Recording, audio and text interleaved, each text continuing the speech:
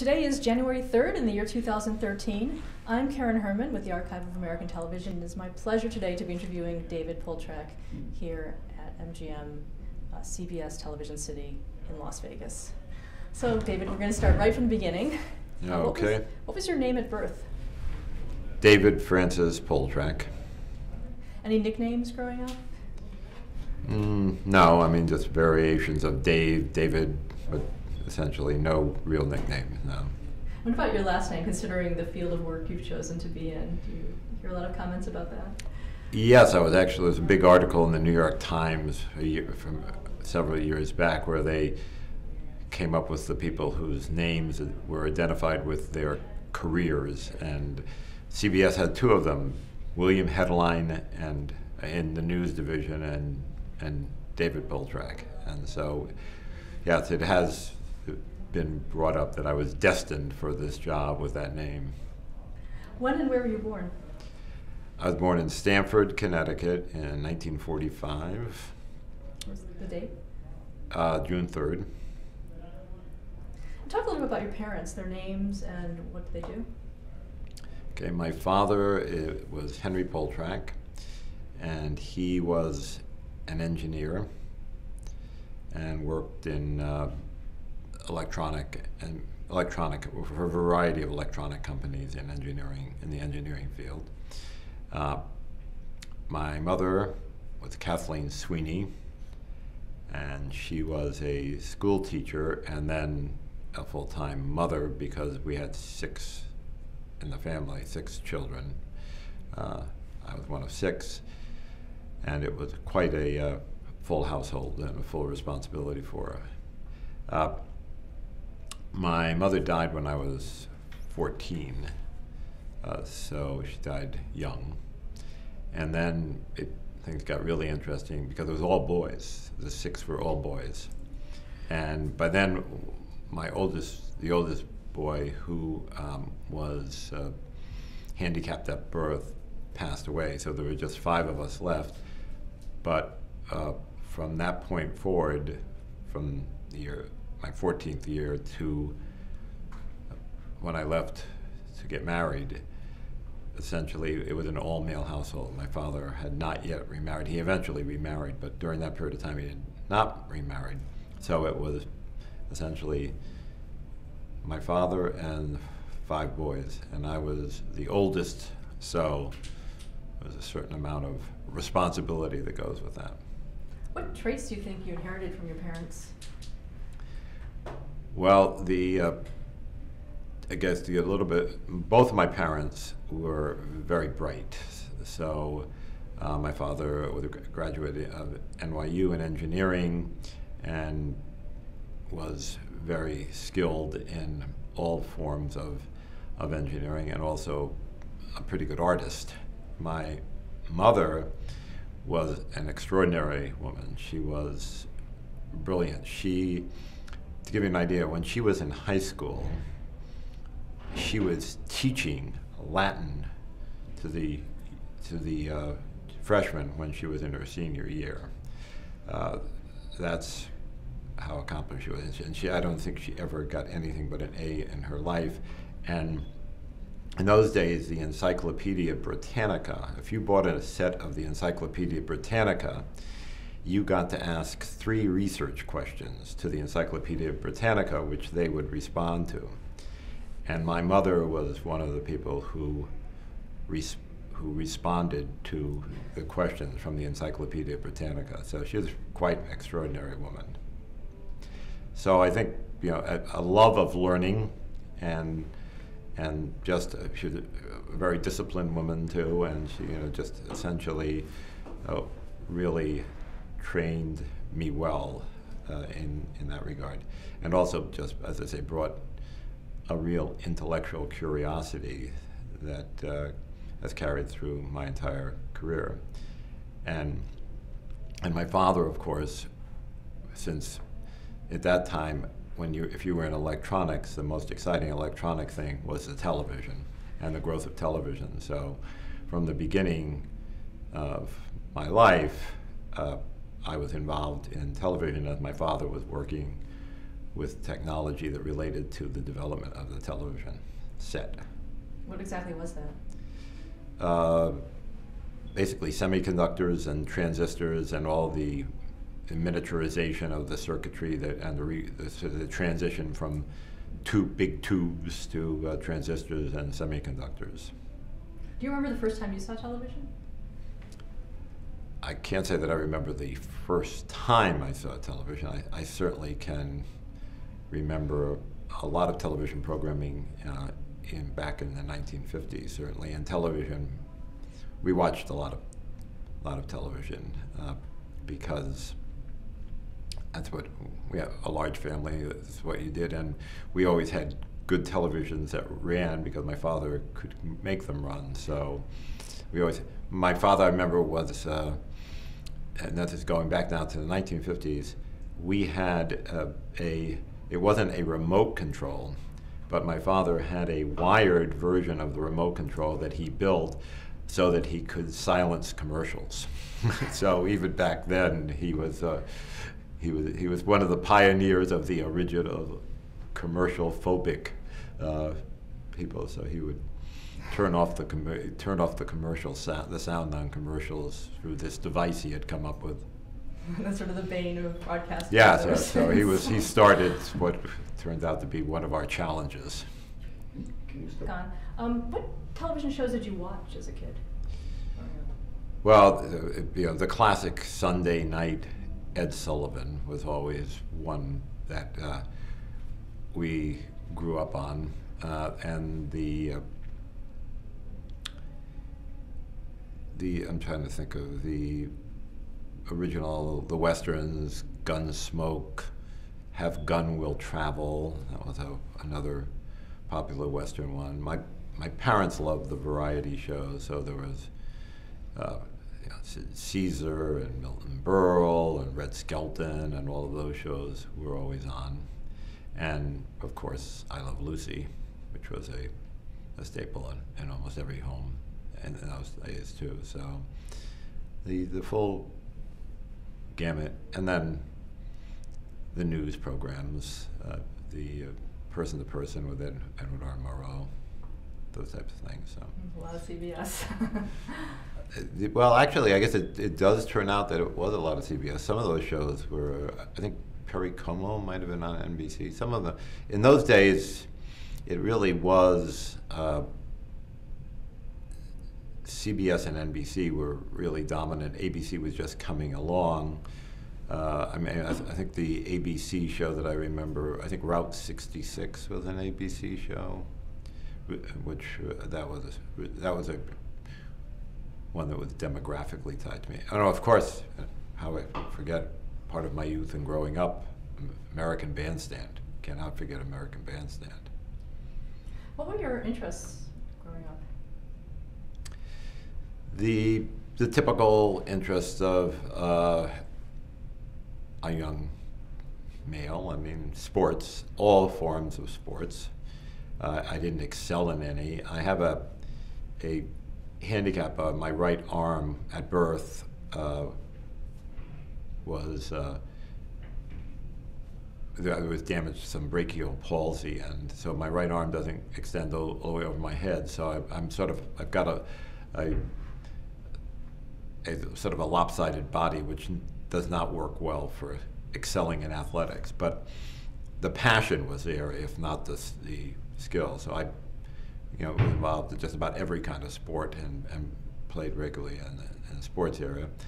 I also was a drummer in a marching band and a drum and bugle corps, so I was involved in that in my early years too. And just essentially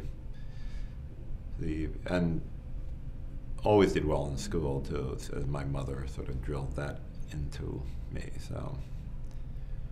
Did you know what you wanted to be when you grew up? You mean did I know I wanted to be in the research business and the television? No, what did you want to do? Okay, what did I want to do? Well, that built up to a very interesting story as how I got into the business that I'm in.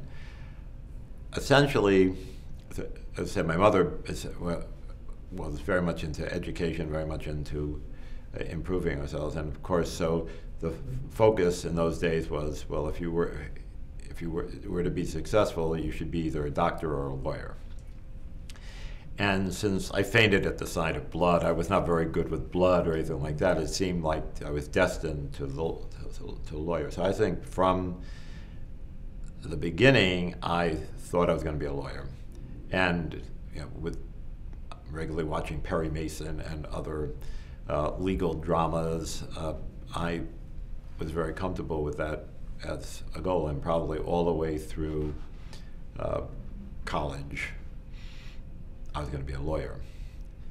Now, I don't know if we want to skip ahead and tell you why I ended up not being a lawyer, but that's another chapter. Well, I do want to know that. Where did you go to college? I went to Notre Dame, and I majored. Well, I was what was called at that time a presidential scholar at Notre Dame, which this was the 1960s, right? So, which was an experimental program where you designed your own curriculum. And so I designed a curriculum that my wife points out contains things like courses in existentialism and Renaissance art, but as she points out, nothing that had any practical value or any relationship to a job. And again, this also relates to being a lawyer. So I was, and this presidential scholar was a very successful program. When I was in my junior year, and I started the interviews with law schools, it was Harvard that came in and said, "What's your major?" And I said, proudly said, "I don't have a major. I'm a presidential scholar." And he looked at me and he said, "Ooh, that's a problem." And I said, "Why?" He said, "Well, we evaluate all the schools, all the programs in all the schools are rated, and the majors, and we give points based on majors, so I don't know how to rate you." So I said, "Well, what is the highest level liberal arts rated Notre Dame discipline?" And he said, "History." So I said, "Well, I'll be a history major then." And then I rescheduled for the remainder of my junior year and my senior year to get enough credit to be and officially become a history major. But by that time, I decided I didn't want to go to law school. So. And what did you want to do? Well, what happened was that between my junior and senior years, I got my brother became friendly with a person whose father was the top person in a successful law firm, and so I got to see the inner workings of a law firm and realized this was not the business. This was the romantic business that I thought it was. This was not something that really appealed to me.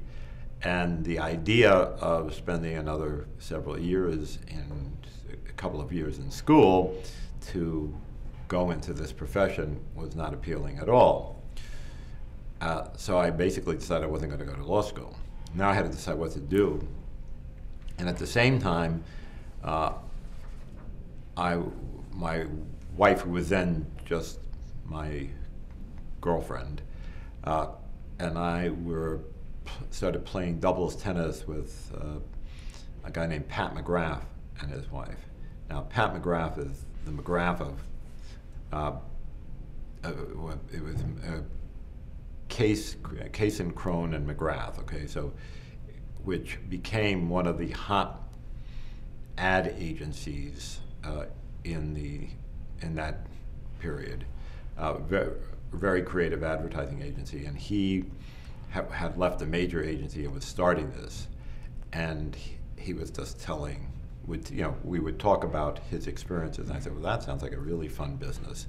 So I decided I was going to go into advertising, and I took an advertising course in my senior year to get a little bit of background and set out to be interviewed for to set up interviews with advertising agencies. So in the spring break week of that year, I had appointments with 10 different advertising agencies in New York, and I started on Monday, and they came in on Monday, and I said, well, I decided I want to be in advertising, and they said, well, what do you want to do? Well, I want to be a copywriter, and I had been writing for the school magazine, and so this really appealed to me, and they said, well, you can't be a copywriter.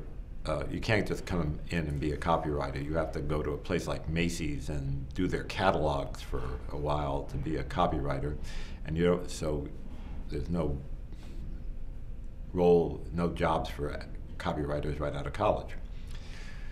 So they said, did you ever think of the media area, the media department? And I said, I don't know, what is the media department and what do they do? So they explained that they are the people who plan media campaigns for advertisers and then purchase the media from the various publications and the various broadcasters and things like that. And they do have jobs in that area if I was interested. And they told me what those jobs paid and everything. And then, so that was on Monday when by the time I got to Friday, I was walking into the agency saying, my lifelong dream has been to be in the media department. And I adapted my pitch so effectively that the offer that I got on Friday was approximately 2 times the first offer that I got on Monday. And I took it. So I said, well, that sounds like a good deal. I think I'll go with that. And I ended up at Ted Bates Advertising. And that was my first job. Were you really interested in it as a career, despite the pitch? I was interested in advertising, and when they defined it, it sounded pretty exciting to me. You spend millions of dollars, you deal with all the famous publishers and all the famous television companies. It sounded like a very exciting job. So yeah, they sold me pretty effectively on it, and it turned out being an exciting job. I really liked it. But it is interesting that in regard that I consider now to have been gifted with one of the most fun and exciting and interesting careers I could ever have imagined for myself looking back, yet I got into it purely accidentally and didn't even know the jobs existed that I ended up spending the first 10 years of my life, working life, involved in. So you started at Ted Bates Advertising. Right, yes. Talk a little about that. First of all, how did you learn what you had to do? Well, that's one of the things about the advertising business, particularly back in those days. This is Mad Men time. I was in the ad agency business during Mad Men time, and it was exactly like you see on Mad Men. I mean, it was a pretty wild and exciting time in the advertising business. And the other thing was, you worked incredibly hard. And so what you would do is you would come in, and you were a media buyer planner. Okay, so you planned media campaigns, and then you actually executed the purchase of the media. Now those functions are usually held by 2 different people. The media planning is separate from the media buying. But in those days, they were just developing the whole science of media buying and planning, and we used to say we're buyers by day and planners by night. So because the other thing about it is that we were in a position where we got overtime. So, and our salaries were such that we could not possibly support a New York City lifestyle on our salaries. So overtime became very critical. So we would work until 9 o'clock, 10 o'clock at night, and just to get as much overtime and generate as much revenue as we possibly could. And during the day, we would be buyers, because that's where the salespeople would come in from all the different media organizations, and we would meet with them. And then at night, that's the only time we had to do the planning. So we actually had the 2 jobs separated by dinner. And that was, and the thing about that was, it was incredible amount of responsibility. I mean, I was, like, when Panasonic came into the United States for the first time, I bought all their media. And I was, 23 years old, and I was learning about the publications as I was buying them. But it was, and you were spending millions of dollars without a lot of formal training, just basically learning on the job. And it was something that was incredibly invigorating at the time, and also I was able to move fairly rapidly. Within a year and a half, I was a manager of buying and supervising buying on accounts, like $40–50 million worth of business. Were you also doing broadcast buys as well? Yes, very big. Warner Lambert was my major client, which is identified now by Certs. Rolaids were two of their products. Dentine gum was another one of their products. Listerine, products like that. So they spent a lot of money on media, on television, and I did a lot of television work. How would that work? Say for a Certs ad or something. How would you be involved in the creative at all, or how would that work? No, you would work with the account executives who ran the account, and they also worked with the creative team. But you would your meeting with the creative team would generally be within the context of a business meeting run by the account executives, where they would tell you what the target audience was of the advertising and what the creative message was meant to convey, and what the selling proposition. The Ted Bates Advertising developed a thing called the unique selling proposition, and that was the approach that Ted Bates used. And then you were to go out and buy media according to the demographic profile that was presented to you. So for Certs, that was 18 to 34-year-old young and teenagers. Dentine, the same thing. For Rolaids, obviously, that was 35+ older audience profile. So that was the information you were given, and you were given targets in terms of the number of rating points, television rating points, the reach that you wanted to achieve every month, and the frequency. How were your buys evaluated? You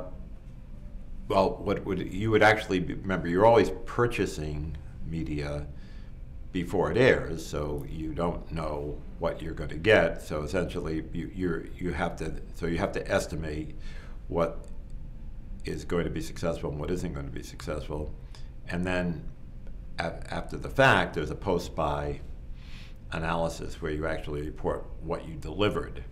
So you were measured by whether you delivered what you were assigned to deliver, or hopefully overachieved and delivered more. That was certainly a major part of the way you were evaluated.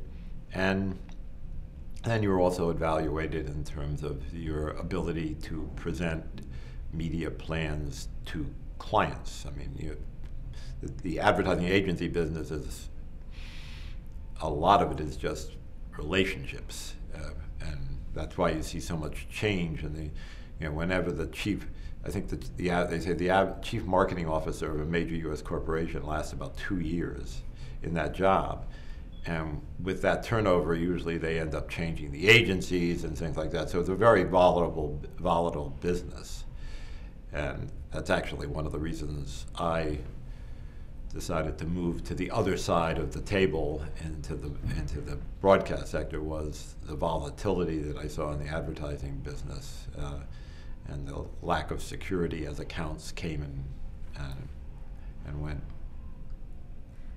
Before we get to that, though, were the networks courting you at all, or did you have a lot of dealings with the networks and the producers to try to get you to buy their shows? How did that work? Well, the networks were always, yeah, I mean, you were constantly being courted by salespeople from the networks, from the then growing number of independent television stations. And I bought one of the benefits that I had, a lot of times people will go to an advertising agency and they'll get on a big account and there'll be a TV buyer or there'll be a radio buyer or a magazine buyer. I had a unique group of accounts that ended up with me buying, like for Panasonic, it was all print. So I was one of the big magazine buyers because I had a major account that was all print. And then I had, like Warner Lambert, a very big television account too. And I bought newspapers. I had Canada Dry, which bought a lot of newspaper across the country. So I got a chance to work with all the media, which today that wouldn't happen. Today it's a lot more siloed than it was in those days. So I really was able to see the media side of the business in its totality. And I remember that from the beginning, the two institutions that impressed me the most were CBS on the television side and the New Yorker on the magazine side. And I was actually offered a job by both of them, so I felt that I was proud of the fact that both companies eventually wanted me, but I decided to go in the television realm. But that was one of the things about this business, because you were spending a lot of money, you got a very high profile look at these media organizations. I mean, it wasn't just somebody junior level calling on you. It was an invitation to their big parties and events, meeting with their sales management, going to parties where the stars were there as well. So you did get exposure to the show business aspect. Now, when you were buying media, particularly in television, were you looking at the numbers, or were you also getting gut feelings or watching the shows and saying this would be a great fit for our clients? You always had to live by the numbers, and you had to maintain the numbers. But that was, I think, the key to what's going beyond the numbers. So what would happen is there were a lot of very bright people in the business, and they were all in the media department doing various things within the media department. But that's what I mentioned in terms of selling the schedule to the advertiser. It's one thing to go in front of an advertiser and say, well, we had a goal of a $4.50 CPM and we came in at $4.40, so we really did well.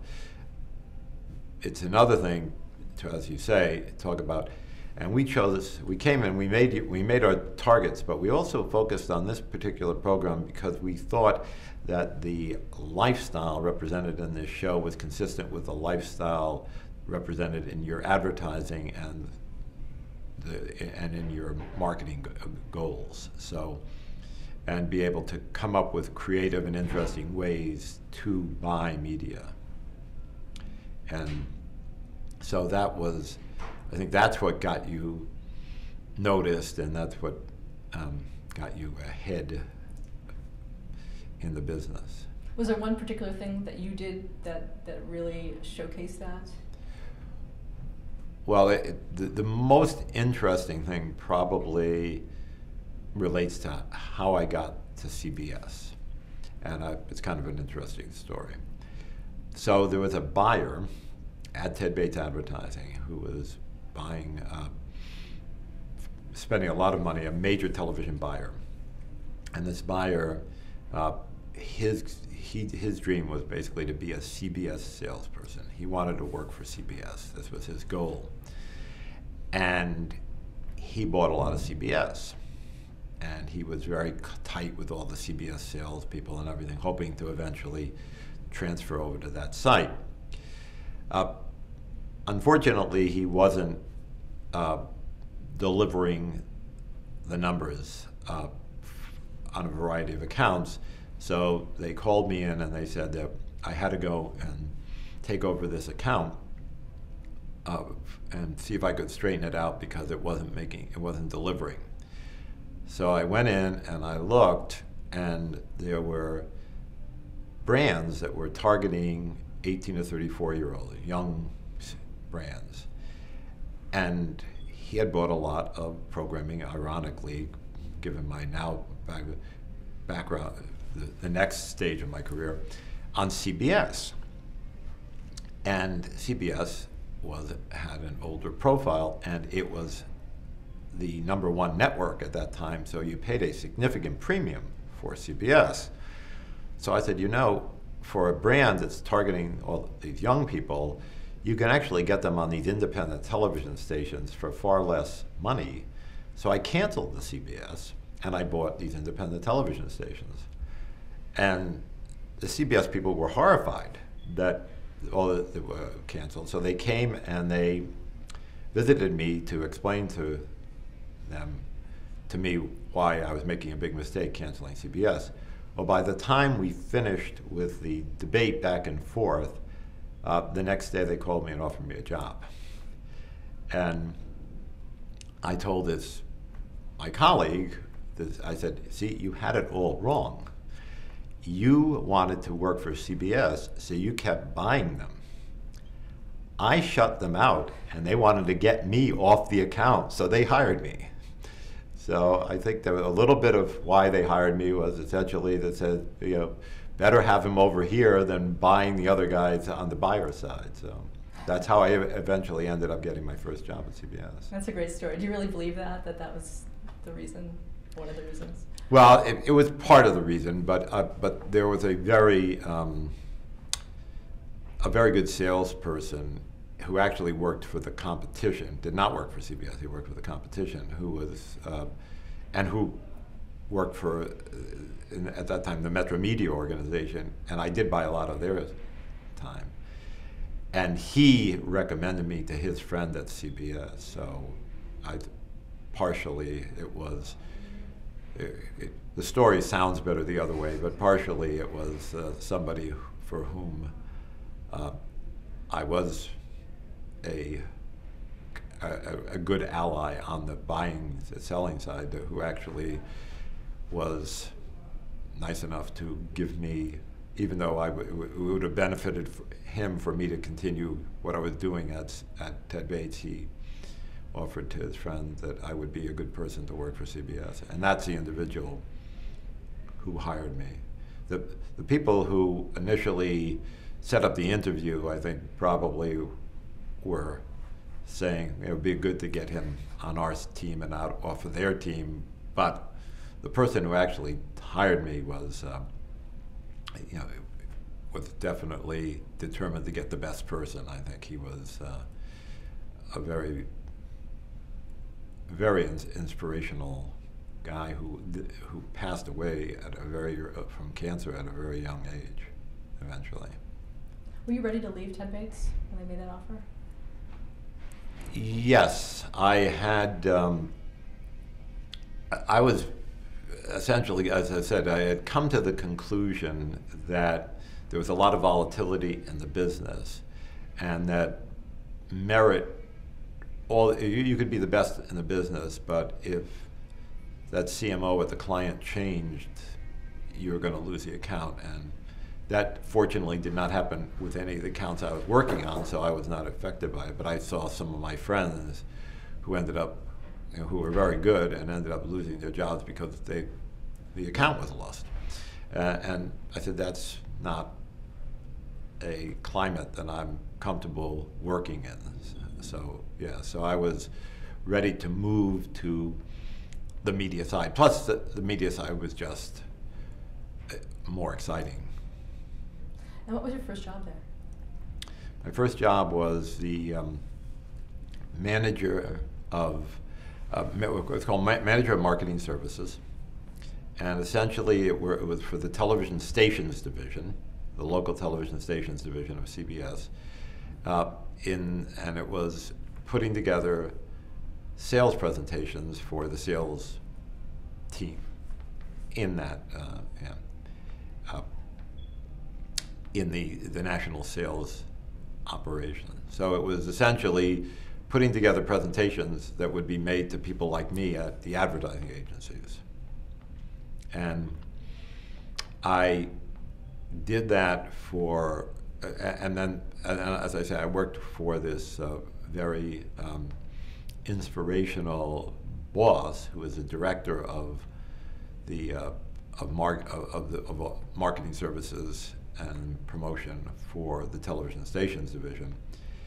And he, at the age of, I believe it was 34, contracted cancer and eventually ended up passing away. I mean, it was quite sudden and shocking because he just went in for surgery, and I think there were complications in the surgery, and he didn't make it. And so now the company was left with this key position unfilled, not expecting it, and they offered me this job. I mean, I never would have gotten that opportunity if it wasn't for this unfortunate situation. And I never forget that. He actually had this beautiful photograph that he took in his office, and when he passed away, his sister came in to clean out his office, and she said, "Is there anything you want?" And I said, "I'd like that photograph," and I still have that photograph. So I've always felt that I had a real bond with him, and I'll never forget what he did for me. What was his name? Dick Kaplan. And talk about filling his shoes. What was that like? Well, it was very difficult because I was very young, and people were very skeptical of taking direction from me because of all the people who worked for me essentially were older than I was at that point in time. But I was the business was going through a change, and what happened is shortly after I joined CBS, I had begun getting my master's degree at night at NYU. And that turned out to be really fortuitous. I mean, in those days, CBS paid for your master's degree, provided you maintained your grades and everything. So that was a real luxury that people don't have today to the degree that they did back then. So I took advantage of that. But what had happened is there was a transition going forward at CBS at the same time. And I've worked for CBS for over 40 years now, and the people say, "Well, wow, that's a long time to work with one company." And I said, "Well, it's actually been 5 different companies that just all call CBS." And that when I divided that way, the first company was a traditional CBS of Bill Paley and Frank Stanton. And in the second era was sort of the conglomerate era, when they brought in Arthur Taylor from I think it was Boston Consulting as president, and they brought in the MBA trained mentality, and they started buying up companies, and we own musical instrument companies, and we bought a publisher. We became a conglomerate, which was the fashion in those days, and MBAs became very important, and they decided that at this time they were also getting more competition now in the media sector, and that they had to go from what was called a sales approach to a marketing approach. Now I was getting my master's degree in marketing at NYU. So I would go to school at night, learn something, come in the next day and use it in a meeting, and people said, he's our marketing guy. So essentially I was basically getting involved with the whole idea of the application of marketing principles and practices at a time when the media industry was just adopting them. And that became very a fortunate combination for me. In that context, what's the difference between sales and marketing? Well, I guess the simplest way to say it is sales basically is dealing with someone who wants to buy what you have and getting them to buy it at the right price. And marketing is to convince someone that they want to have what you're selling. So marketing, if you decide you're going to buy a car and you walk into a showroom and you've decided you're going to buy a car, then people are going to try to sell you the car that they have to offer. But if somebody is going to try to convince you that you want a car, then they're going to have to create an aura around the car. They're going to have to capture your imagination, get you interested, get you more involved in learning more about the car. And that process is the bigger part of the marketing process. So sales is a component of marketing. That's a great way to put it. And how did that impact what you were doing at CBS?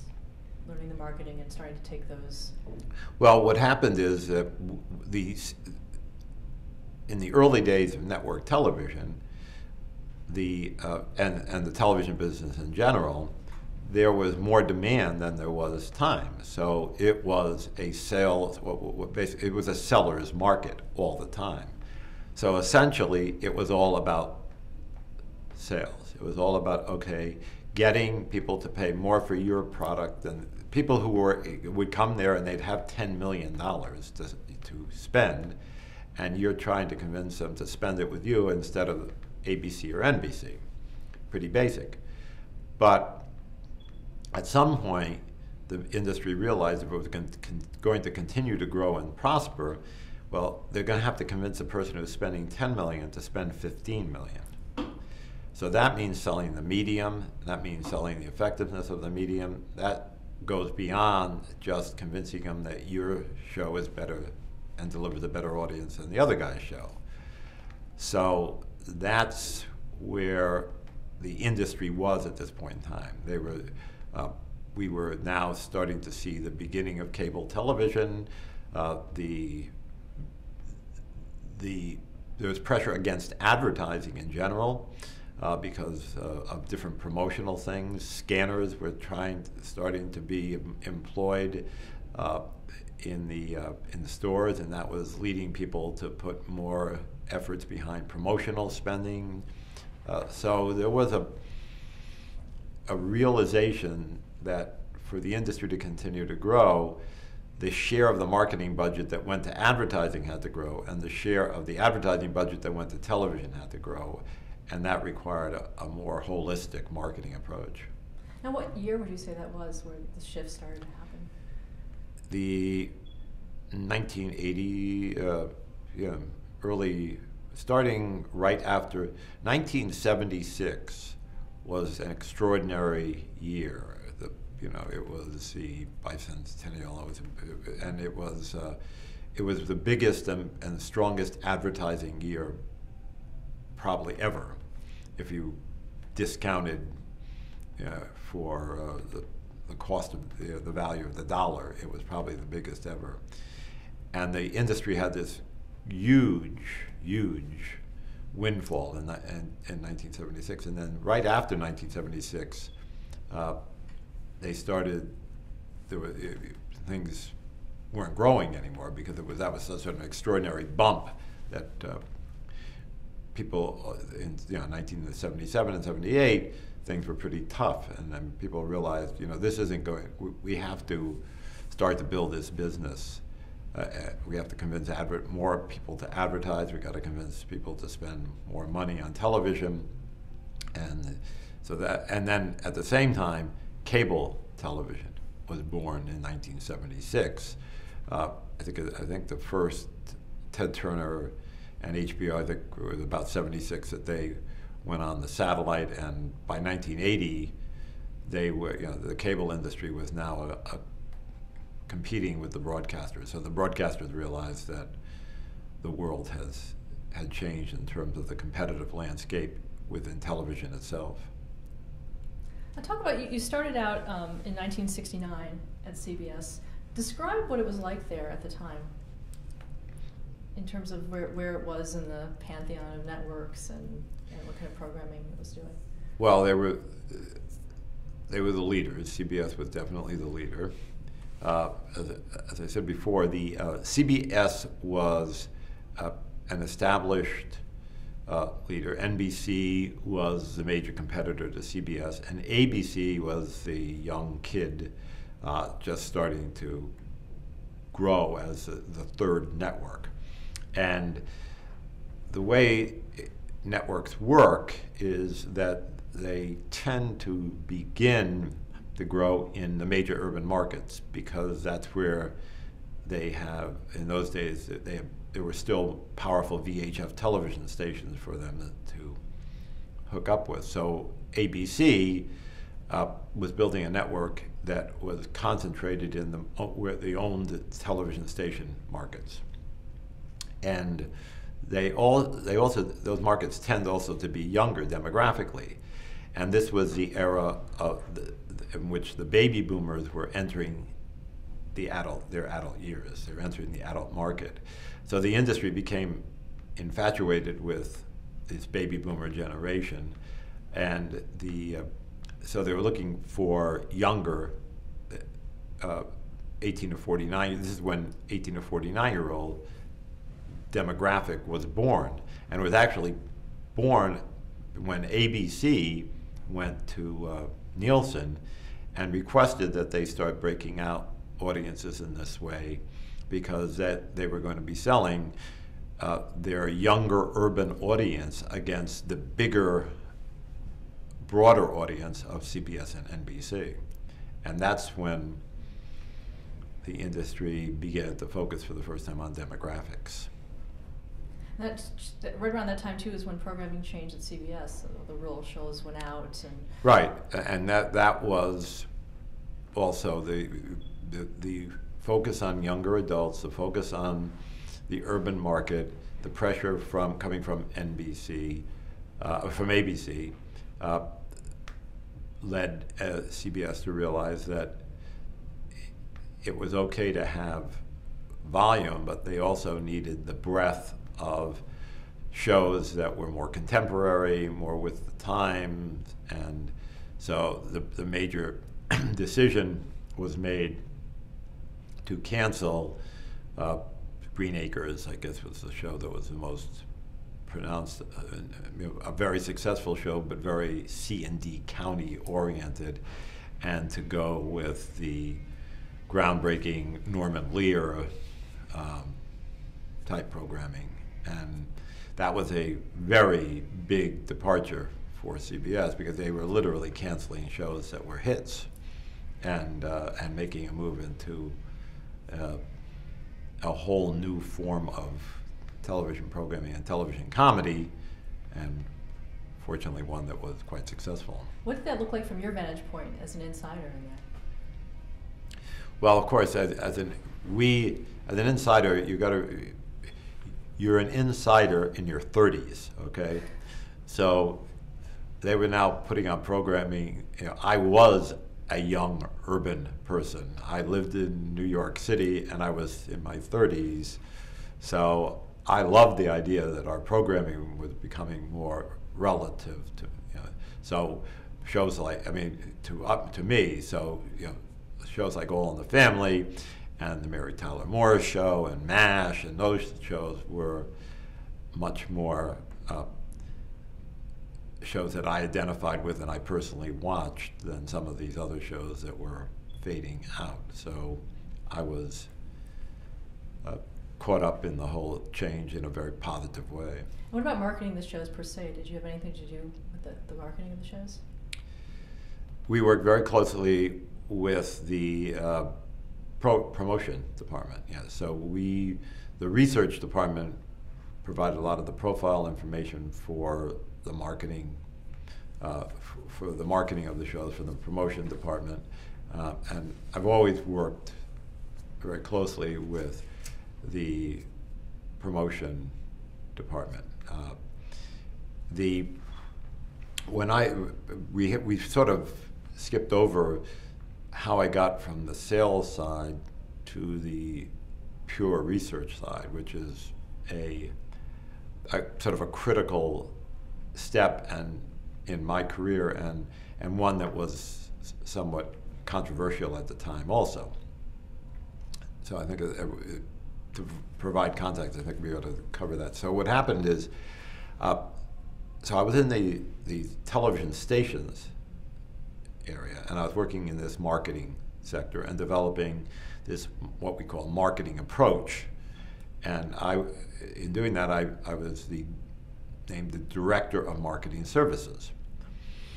And we were considered to be the real innovators in this approach, in developing bringing new advertisers in. This was when retailers, for the first time, started advertising on television. Up until that time, they just advertised in newspapers. And we had a team of people that were just selling retailers on advertising. And was this on a national basis, or was this still no? This was on the local station business back in that period, 1976, around 1976.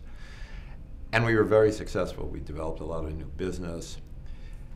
The network at that time was still in a very strong competitive position and felt less compelled to make this departure from a traditional selling approach to a more marketing-oriented approach.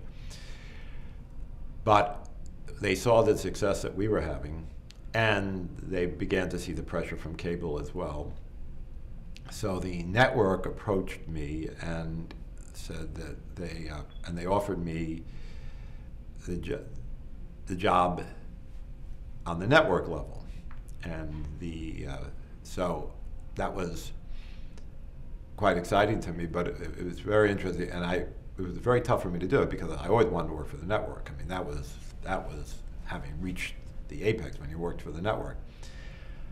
But they said that they wanted to offer me the job of Director of Marketing Services for the network. And I said to myself, well, this job is a very important job. It should be a vice presidency. So I turned down the job, and I said, I don't think I want this job until it's a vice presidency. Right now, I'm happy where I am. And a year later, they came back and they offered me the job as a vice presidency. So that was, I was the first person to become a vice president in the sales organization from outside the organization. So it was a big deal, and that got me. That's when I got involved in the national business, and I did that I worked in the national sales organization, and we did some real groundbreaking work in terms of developing this whole marketing approach during that time. What kinds of things were they, in terms of groundbreaking? Well, the biggest thing was as I said, this is when cable television was starting up, and this is when the futurists were saying that the network had said that the television networks were dinosaurs doomed for extinction. And so we were defending ourselves against this, why cable television was not going to be the end of broadcast television. And we developed a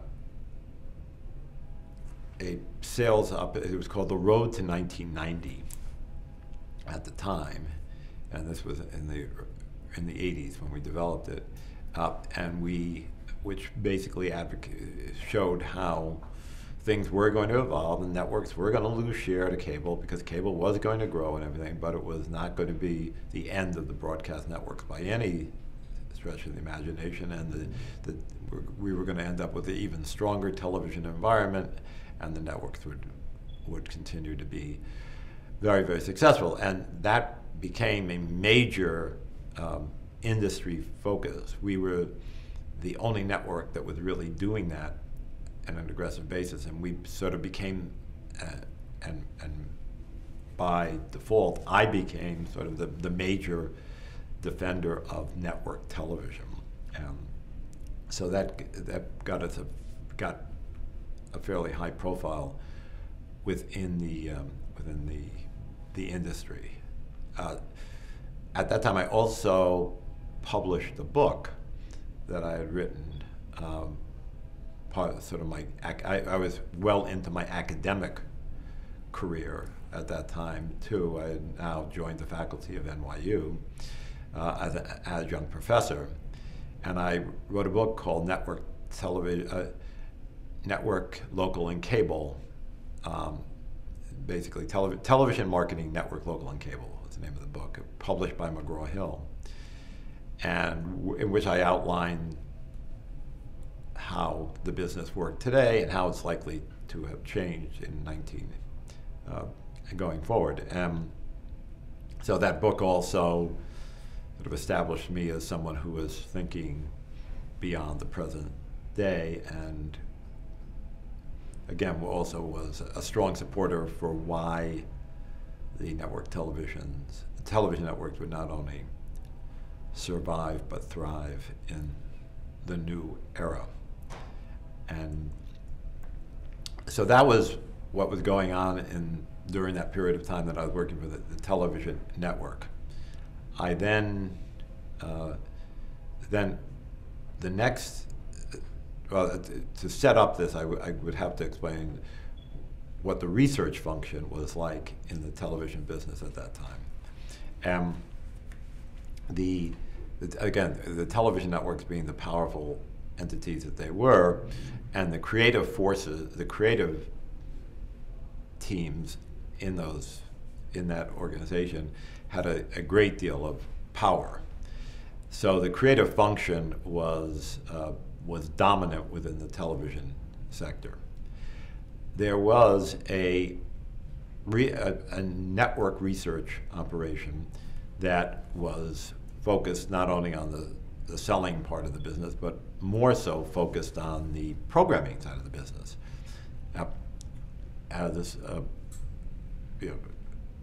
As I mentioned earlier, Dr. Stanton who was the CEO and went on to be the first CEO, started in the research department. And he developed this thing called the Program Analyzer. Now, he developed it for radio with Paul Lazarsfeld. They developed this measurement program evaluation system for radio and adopted it to television when CBS went into television. So from the beginning of CBS television, there was this technique that was applied where people came in and watched television programs and gave their evaluations. And the Program Analyzer was that there was an electronic device that people used to give their responses while the show was going on. And they filled out a survey, and they were asked about all the different aspects of the show. Based on those responses, the research department would report back on each television program, and that would be part of the input for the decision as to which shows to cancel, which shows to renew, and that was part of the general process. Because the business had always been on the largest audience. So if you looked at that transition when you were talking about Green Acres and the transition from these very successful broad-based shows with maybe a C&D profile to the more cutting-edge urban type of programs, urban appeal, younger appeal programs, the whole programming decision-making process had not made that transition. The sales part of the business made the transition before the programming part did, because the advertisers were making the transitions. The advertisers were moving in this direction, so the sales team had to move in this direction, but the programmers still believed that the most important thing was to get the most eyeballs, to get the biggest audience, no matter what the profile of that audience was. Yeah. Let's stop there to change the